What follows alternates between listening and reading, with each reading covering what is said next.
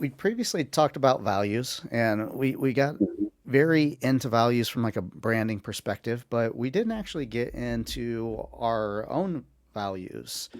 So this is going to be an interesting conversation, and we've had a number of conversations about this in the past, but I don't know if uh, I'm going to really push you today to see if I can fully get my mind around the values of the company and maybe ask a few probing questions that I still have unclear in my mind.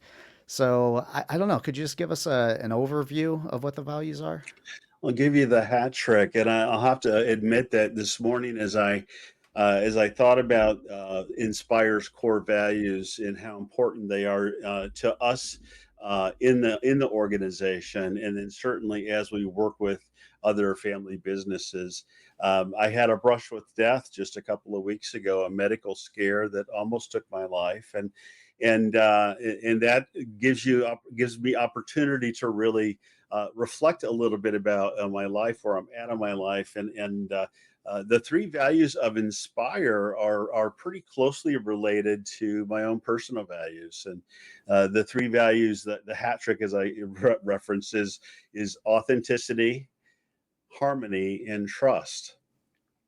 And um, having a health scare just in the recent past here, especially when I think about the value of authenticity, it life is short. Life is way too short for me to live as anybody other than my true authentic self. And I don't want to waste time. I don't want to be somebody who I'm not. And so often that's the case for us in our lives, where we're not truly ourselves. We grow up and adapt and learn certain skill sets, take on different hats, so to speak, and act in ways that is really not from a core base or sense of self. And so I say all that to say that life is short, and it's important to know who you are, first of all, that ability to have good reflection and self honesty, but then also to be able to enact that in your family businesses, and to be able to maybe integrate that. It reminds me a little bit of In Everyone Culture, a book you and I have read, that talks a little bit about growth mindset, talks a little bit about emotional maturity and emotional resilience, things along those lines. And so, anyway, I wanted to talk this morning a little bit about those three core values that are so important to us here at Inspire, and starting with authenticity. I've had challenges with the word authenticity in the past, and some part of me really likes it, and some part of me has a little bit of a struggle with it. Um, I guess I kind of want to start with that. So my struggle with it is that it is not necessarily with a long term authenticity. Like I do think that it is good to largely stay in alignment with who you are. My struggle is in the short term, that sometimes uh, emotions make us want to do certain things that we may not want to stay consistent with. So that has brought me a little bit of a challenge when thinking about this. So how do you how do you differentiate that, um, being true to your nature versus I really want to say this thing that's not so kind?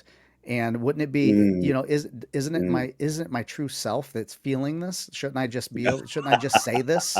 So how do we sort Yes. of differentiate those two things? Well, that reminds me of an interaction I had in my first marriage with Christine, and I was really ranting.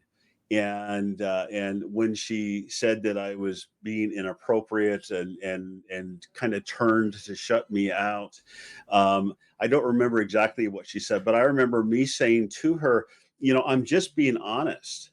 This is really just all I'm being. And what she said, and I like to hunt, or I used to like to hunt, and so she knew that reference. And so she said, you know, if you were being honest and you had a double barrel shotgun, one blast would be enough, but both barrels, that's just a little bit too much. And that, of course, I got even more angry in the moment, being kind of called out on that. So this is a great example of what you just said, Aaron, where my feelings pushed forward, and I just felt like I rationalized that I was just being honest when really I was being potentially even abusive. And disrespectful in my approach or expression of those feelings, and so being authentic isn't licensed to let our feelings run rampant like I used to do more so, and have just gotten much better. That statement, that interaction with Christine has stayed with me over the course of years. And it really pulled me, it right sized me and pulled me into some accountability around, you know, authenticity isn't licensed really to just to use both barrels. Yeah. That was essentially my experience as well. That I getting introduced to authenticity, sort of initially gives you the license to just say whatever's on your mind, and then over time you start to realize, well, that's not really a good approach either. And then I kind of swung too Mm, far back the opposite direction. I'm like, no, I don't think that authenticity is such a good thing. um, but it's really finding kind of a balance with it, that mhm. you're staying true to who you are, but you still have to be respectful in the way that you communicate. And so trying to find that balance, I think, is a challenge. Well, at least it was a challenge for me. Yes, and it's um, we give good personal examples in our conversation here this morning, but I think that in business, family members sometimes are not as authentic as they could be. They sometimes will hold back. Sometimes fear is a big part of that. That having some concern that I might hurt somebody's feelings. Sometimes family dynamics were kind of set or in place prior to having the business begin, and then those dynamics follow into business, and maybe there was more tolerance in the family, whereas in the business there's legitimate business concerns at risk if we don't communicate effectively and honestly and authentically. Moving towards harmony, um, I'm curious to know your thoughts, because there's harmony from the internal perspective, so like intrapersonal harmony. And you have a model that I know that you've used before called the Harmony model. But that seems to be a little bit more focused on internal harmony.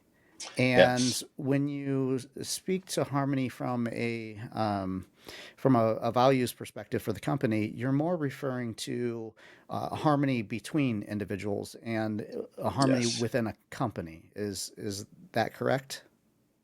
That is correct, and I really like to. If I line these values up, I would first line up authenticity, the piece that we talked about here a little bit this morning, and then as folks feel like it's safe to really communicate honestly, the trust that oftentimes is at issue in family businesses where folks really don't trust the other for many reasons. The trust begins to get that foundation, and trust really is kind of a foundational element, not just for our business but in all businesses that we consult with. And so as we can be honest and authentic, the trust begins to heal. We begin to rebuild that foundation of trust, and a nice result from that harmony isn't just a value for us, but it's a result oftentimes as well. That relationships get repaired, they get healed, and that with that comes just a natural sense of being in rhythm again as a family, and having that sense of harmony. I'm really glad that we had this conversation. I never really thought of harmony as a result. Mm. So, from your perspective, we're going to authenticity, and authenticity and trust seem to go well together. You got to have a Hmm. certain level of trust in order to be authentic, because you're kind of being a little bit vulnerable in a sense, and by letting people understand who you are and what you represent, and nobody wants to be attacked for being who they are, so sometimes people stay guarded. So I can see that how those two are really meant to work in unison. And if they are working in unison, then one of the results that we should begin to see is the harmony. Is that correct? Absolutely.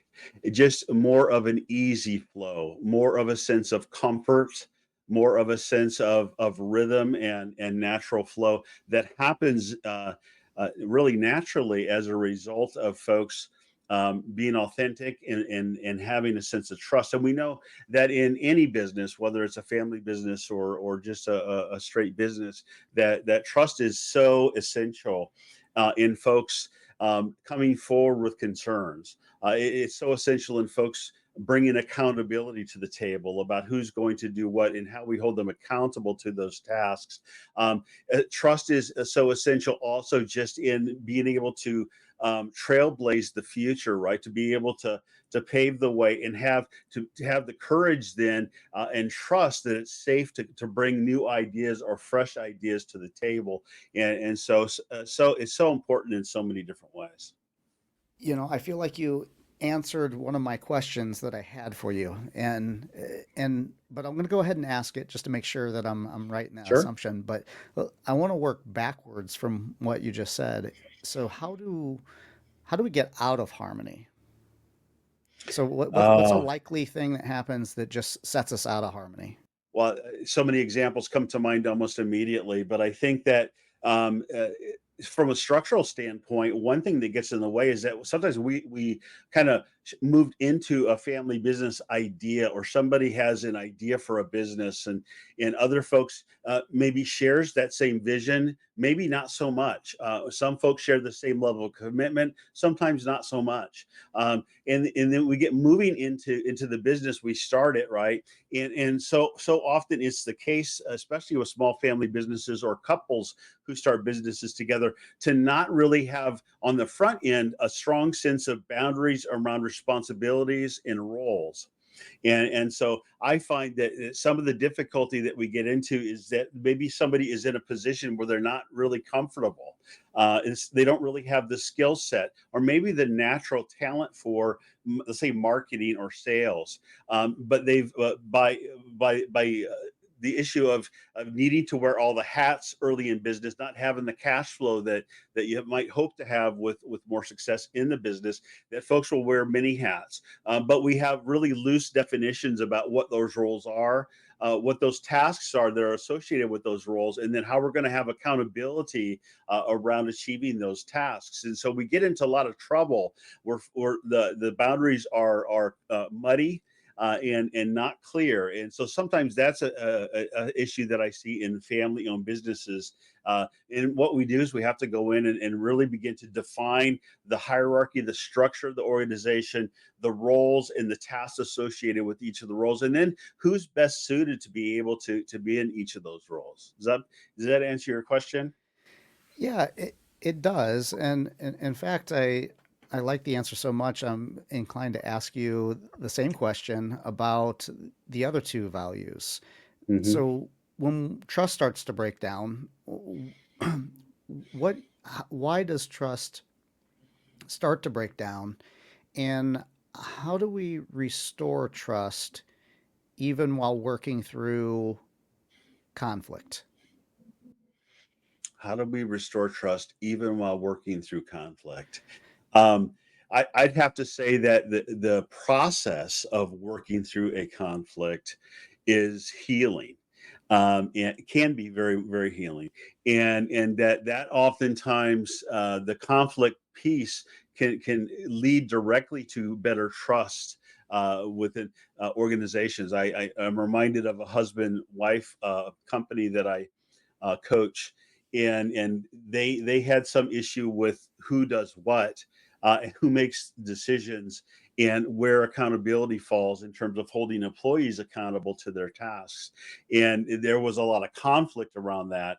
It's a lot of heated discussion and a certain lack of trust of both directions from the husband and the wife around that. When we started to get into the conflict itself and process through it, we started to have a better sense of clear roles in who was going to do what and make the right decisions, and who was going to hold employees accountable for maybe taking advantage of the system, things like that.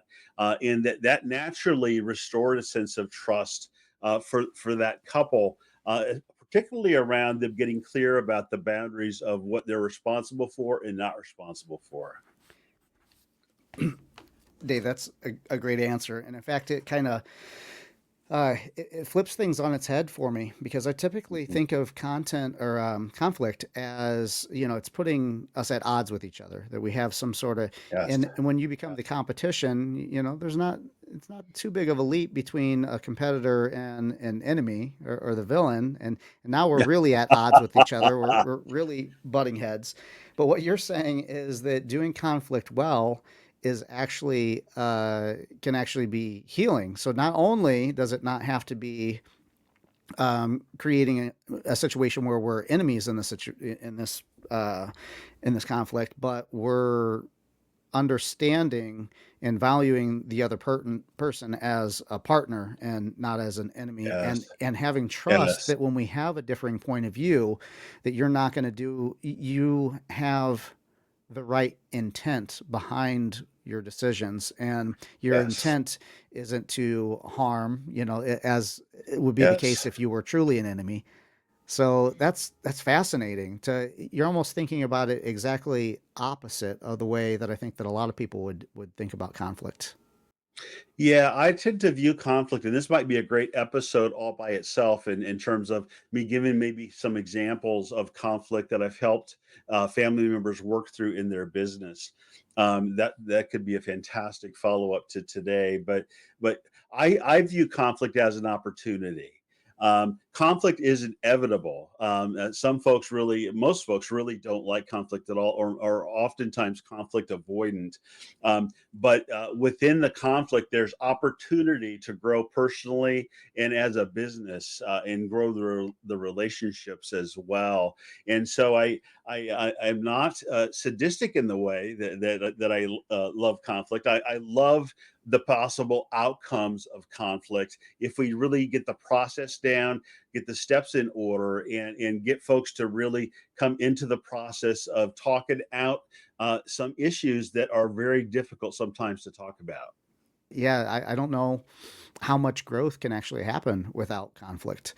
That's the Yes. point where, you know, what has worked in the past isn't currently working, and we have some things to work through to reach the next level. So I think that that's going to be a great episode.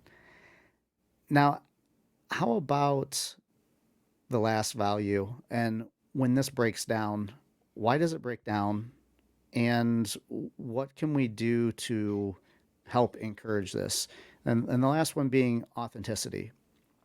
We Mm, really mm, have it's it's challenging to be authentic. So I want to hear mhm. your perspective on why we have such a difficult time being authentic, and what we can do to start restoring and maybe gaining a clearer insight on who we are as an individual. Yeah, I think the last part of your comment really resonates with me in terms of just sometimes in order to be more fully authentic, there's a period, and oftentimes on the front part of family business coaching, there's an evaluation period, right? And that can last from a couple of weeks up to a couple of months, depending on how many family members are involved in the process. But sometimes we have to shed a light on ourselves in a way that illuminates aspects of ourselves that we maybe weren't quite aware of.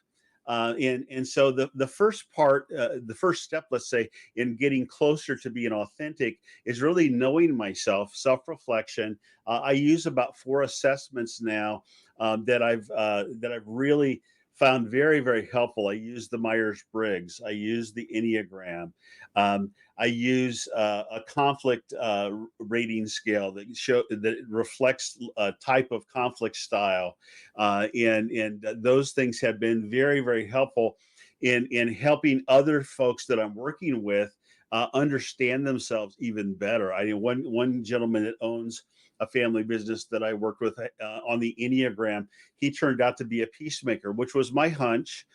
He really is very much conflict avoidant. He prioritizes harmony, which is interesting, right? One of our top values. He prioritizes harmony over just about everything, and so his risk factor or his fear level around coming into conflict and being more authentically himself around some of his concerns was very scary to him. He had difficulty holding employees accountable. He let certain folks walk on him or take advantage of him from a personal or monetary standpoint. And also his partner in the business, his spouse, that was some of her conflict with him, was his lack of willingness to come into conflict in needed areas in the business, and hold folks accountable. And so anyway, getting back to your comment, Aaron, sometimes in order to be more authentic, we have to know ourselves a little bit better. I use an evaluation period where I use about 4 different assessments to really bring your personality, your temperament, your talents, and your conflict style into the light in such a way that it's clear for you, as well as me as I work with you. And so the first step to authenticity is self-discovery.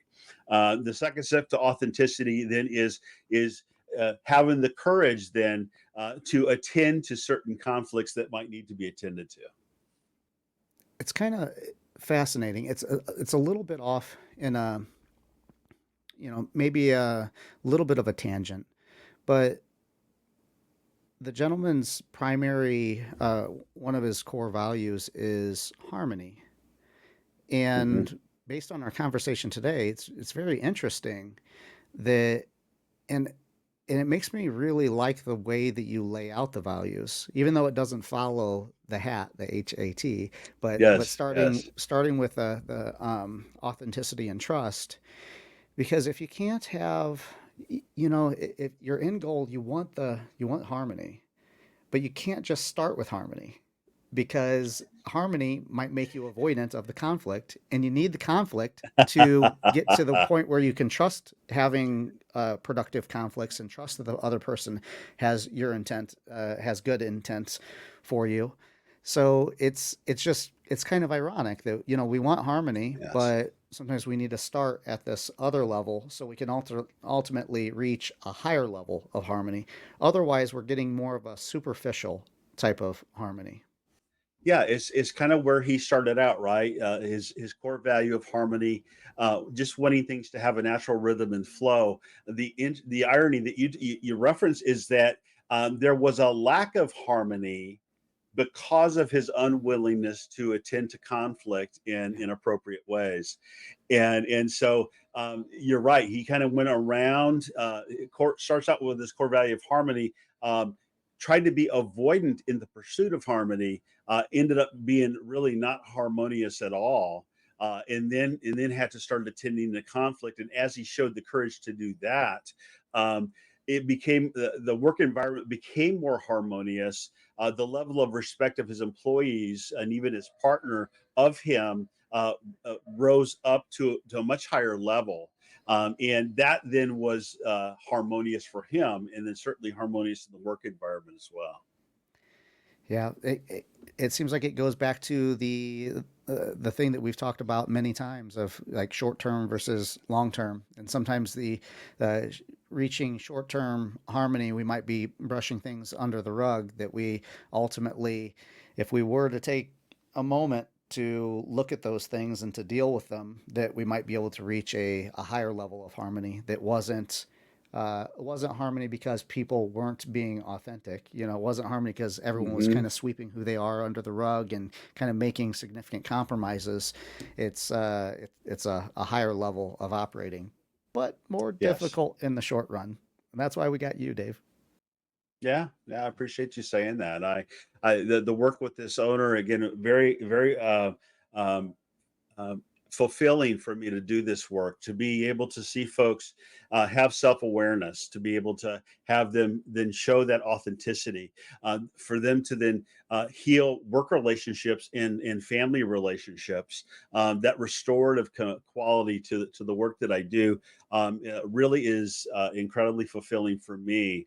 And oftentimes, almost all the time for my clients as well. I think it was a great episode today. Did we Yeah. miss anything? Is there anything that you want to add to our discussion? I don't think so. I think that authenticity and trust and harmony really go well together. They're really a powerful reflection of how we internally run our business at Inspire and how I work with teams like your digital marketing team, and really is important. I think that our set of values sometimes looks maybe attractive to possible folks who might come to the website and read those, but sometimes scary as well. Because it requires self-reflection, it requires a courage to be able to enter into some of those conflicts that we talked about. But the end result is harmony in the family business, and better trust as the foundation of all those things that work. They help work well in the family business as well. Yeah. It was a great episode today, and I look forward to speaking with you again. And what was there was a topic that came up today that we thought would be a good next subject. Yeah. Where are we Yeah. going next time? Well, I think that talking directly about conflict in family business, particularly amongst family members in the business together, I think that's a fantastic topic for us to talk about. I think I'll bring to that conversation several steps that I feel like are vital in the process of working through conflict together in the family in that business, and we'll have some fun with it. I'll give some examples of clients that I've worked with around conflict, and we'll have some fun with it.